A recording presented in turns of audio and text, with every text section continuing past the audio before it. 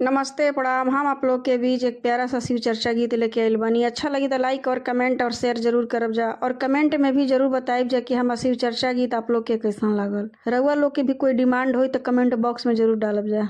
गुरु जी धीरे से पौआ दाबीना खरौआ बाजेला, ए गुरु जी धीरे से पौआ दाबीना खरौआ बाजेला, खरौआ बाजेला हो खरौआ बाजेला, खरौआ बाजेला हो खरौआ बाजेला। गुरुजी धीरे से पौआ दाबीना खरौआ बाजेला, गुरुजी धीरे से पौआ दाबीना खरौआ बाजेला। गुरुजी के माथावा पर बड़े बड़े जटावा, गुरुजी के माथावा पर बड़े बड़े जटावा, उनका जटावा से गंगा जी के धारावा बहेला, उनका जटावा से गंगा जी के धारावा बहेला। गुरुजी धीरे से पौआ दाबीना खरौआ बाजेला, गुरुजी धीरे से पौआ दाबीना खरौआ बाजेला, खरौआ बाजेला हो खरौआ बाजेला। गुरुजी धीरे से पौआ दाबीना खरौआ बाजेला, गुरुजी धीरे से पौआ दाबीना खरौआ बाजेला।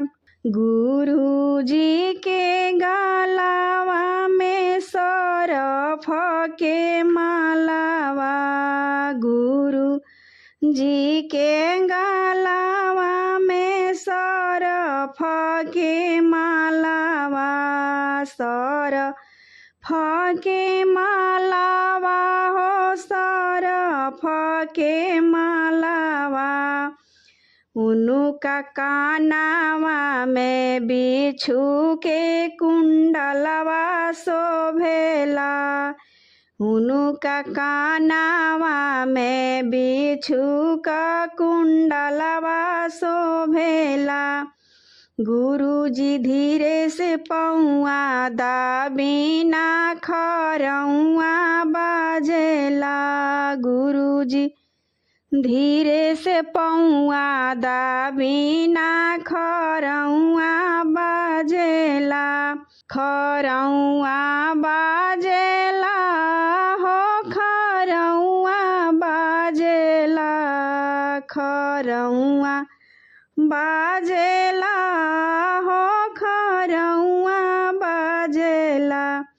गुरुजी धीरे से पौआ दाबीना खरौआ बाजेला, गुरुजी धीरे से पौआ दाबीना खरौआ बाजेला।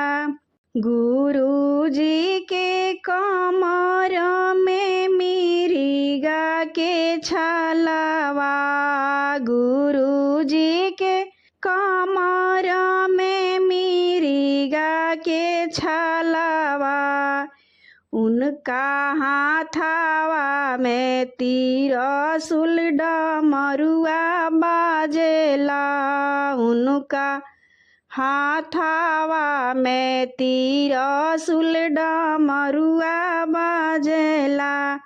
गुरुजी धीरे से पौआ दाबीना खरौआ बाजेला, गुरुजी धीरे से पौआ दाबीना खरौआ बाजेला, खरौआ बाजेला हो खरौआ बाजेला। गुरुजी धीरे से पहुआ दाबिना खरौआ बाजेला। गुरुजी धीरे से पहुआ दाबिना खरौआ बाजेला। गुरुजी के साथवा में गौरा पार्वती। गुरुजी के साथवा में गौरा पार्वती। उनके साथवा में बासाहा बैलवा शोभेला। उनका सांगवा में बासाहा बैलवा शोभेला। उनका सांगवा में बासाहा बैलवा शोभेला।